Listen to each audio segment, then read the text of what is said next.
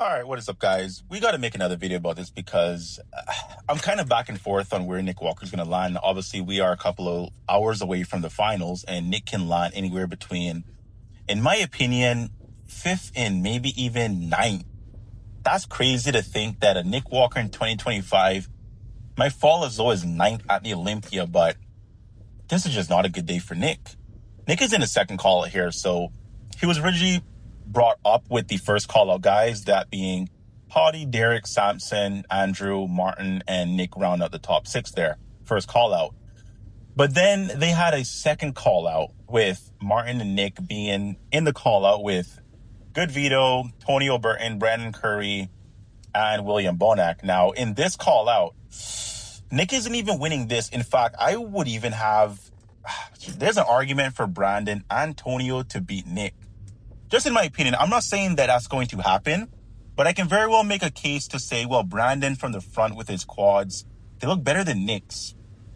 Tonio from the back, Tonio from the front, Tonio in some cases from the side with conditioning, looks better than Nick. I mean, Martin is a clear winner here, but in terms of who's second, third, fourth in this call out, Nick is just not there for him today, man. Now, looking at the entire lineup here, I got Martin winning this. I have maybe Brandon coming in second here. It really depends how you want to judge it. Like, if you're going based off of pure size, I get it. Nick is going to, beat Brandon Curry all day. But Nick's shape is just so out of whack in this show. He went the majority of the prep saying that he's going to bring tighter waist, heavier, bigger muscles. His waist is not smaller. In fact, this might be the biggest his waist has ever been. Not only is it the biggest his waist has ever been, but it's making his quads look like nothing. And I think it's just thrown off his shape so much. Like, Nick, when he won the Arnold back in 2021, I think that shape, that waist to shoulder to quad ratio, it was probably the best balance he's ever put together, in my opinion. That was a great Arnold. That was a great package by Nick. That year, Ian came second to Nick. But it was just great in terms of, yeah, he's not hyper muscular as he is now, but he also doesn't have a blown out waist that he does now. So the fact that his waist is how it looks right now, with his quads being a weakness, it makes his quads from the front look like just nothing. Like, when your waist is bigger than your quads and you don't have a good shape, and you have guys like Martin, who you're standing next to, who have great shape, great waist to shoulder ratio, great quad flare. Even Brandon Curry in the front, like the front lat, the front double, in my opinion, he looks better than Nick. Yes, Nick has the bigger arms. Yes, Nick has he's a massive guy, massive delts. Like, I get it. Nick is a freak. Like, he's a big, massive guy. He has a ton of muscle. But so did guys like Marcus Rules. So did a bunch of guys who are just crazy with muscle. Look at Rubiel. Neckzilla Rubiel. He's not even in top 10. But he's the biggest guy in terms of muscle in the show. Like, muscle is not everything. Muscle means a lot. Muscle is quite important in terms of a bodybuilding show. But when your shape is not even comparable to the guys next to you, it's not going to carry you that far, especially if you don't have the conditioning with it as well. Nick is off of conditioning, his waist is blown out, and his quads are downsized. That is a horrible recipe for guys like Martin to take him out, for guys like Brandon Curry. Like, we're talking about Brandon Curry beating Nick Walker.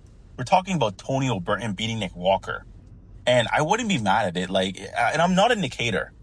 I don't dislike Nick. I think the guy has a bunch of confidence in his personality, and just like his underdog story of coming second to Derek at the Pittsburgh Pro and winning the New York Pro, the guy has a great story. Trust me, I want him to succeed because I just love an underdog story. But this is bodybuilding. It's about the physique. It's not about your personality or where you come from or none of that. Nobody cares when it comes to the best physique on stage. Right now, Nick's muscle doesn't make up for the lack of all of his weaknesses. Martin is beating him. In my opinion, front to back, front double, I think Brandon takes him. Front lat, I think Brandon takes him. Even from the side, the side chest, I think Brandon takes Nick from the side. I'll give Nick the side tricep. I'll give Nick the back double because Nick from the back is still very incredible in the back double. Nick's back lat spread is not that good this year. I think Tonio is beating Nick from the back in terms of the back lat spread. Martin is definitely beating him. Brandon's definitely beating him. Ab and thigh, Brandon's beating that. Martin's winning, Tonio's winning. Even the most muscular, like Nick, his best pose is the most muscular. No one should be beating Nick Walker in the most muscular, and he has the upper body portion of it, like the arms, the shoulders, the chest, like it's there. But then when you look at the legs, like the quads just look downsized. The quads are leaving a lot to be desired. And when you factor in a guy like Nick, who's just, in this case, from the front, all upper body, it doesn't look balanced at all. His symmetry is way off. And I can't justify him beating guys like Brandon, who has a way more balanced lower body. I mean, Brandon has weak quads. He's been criticized his entire career for having weak legs, weak quads from the front, weak legs from the back, pretty good quads from the side. But overall, Brandon is not a leg guy. Brandon doesn't have good legs. But from the front, in this lineup, in 2025, Brandon looks better than Nick in the most muscular, in the ab and thigh. In the majority of poses because of lower body. So does Tonio. So does Good Vito in some poses as well. I mean, Good Vito has some of the best quads in the entire show. Good Vito is also killing Nick in some of these shots as well. William is a little different because William also doesn't have the best shape. He's also a bit boxy, blocky, thick in the waist. Granted, he does have way better quads than Nick, and quads do matter quite a bit. I mean, quads can be seen from the front, from the side, and the back. So they're quite an important muscle. It's not like you can have, like weak triceps, but you hide the triceps in certain poses. Quads are seen everywhere. So I don't even know where's Nick is going to place. Like, as of right now, he's not in the top 5.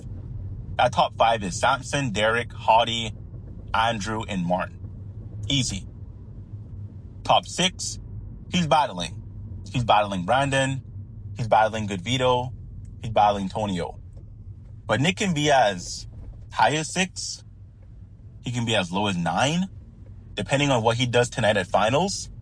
If Nick doesn't come back at least a bit fuller in the quads, like if he just does that a bit fuller in the quads, then that might edge some of these guys out a little bit. Like at this point, I think Nick should just focus on trying to get as full of a quad pump as possible, even if it takes away from detail. Because, the detail is already not there. It's not like his quads are super separated and impressive or beautiful to look at. But if they're big and full, at least he has a shape. At least he has the X frame. At least he has something to complement and go with the upper body. So I know I said in the last video that he should just go backstage and do a couple squats. I still stand by that. I'd rather him have full quads than no quads, because he also doesn't have detail. Like, okay, his quads are downsized, but he also doesn't have detail with the downsized legs. So like he's just missing all of it. At least gain some fullness. At least go eat a pizza. Maybe thin crust, because you don't want to blow out the waist any more than it is. Thin crust pizza, about 100 reps of air squats backstage before you get back on stage to at least have the fullness in the legs. Yeah, take away detail, but like Nick might be 7th.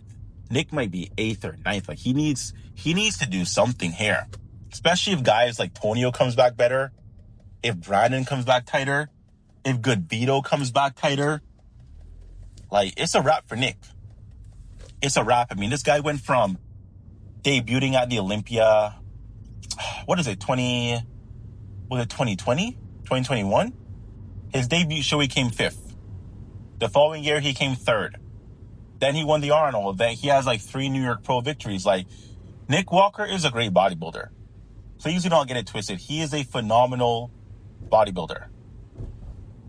But judging him today on the Olympia stage in 2025, he is nowhere near the best. He's not even in top 5. He's barely in top 7. Barely. He's in the top 10 for sure. But it's those quads, man. The quads in the waist. And the lack of detail from the front. The lack of detail from the side. The lighting also isn't helping. I do acknowledge that. But yeah, man, Nick needs to come back way better tonight. So hopefully he pulls it together. I do like Nick Walker, like I said. And it's a shame to kind of know what he's been through and know his story and kind of, seeing, what he's done through the prep for this to be the final version. But, it is what it is. So Let's see what he does for finals. Hopefully he comes out better and maybe he can edge out Martin, but I highly doubt it. Yeah. Quick video, guys. Hope you enjoyed. Like, share, comment down below. If you're not subscribed, make it a thing. Sub to the boy, and I'll see you next time. Bye-bye.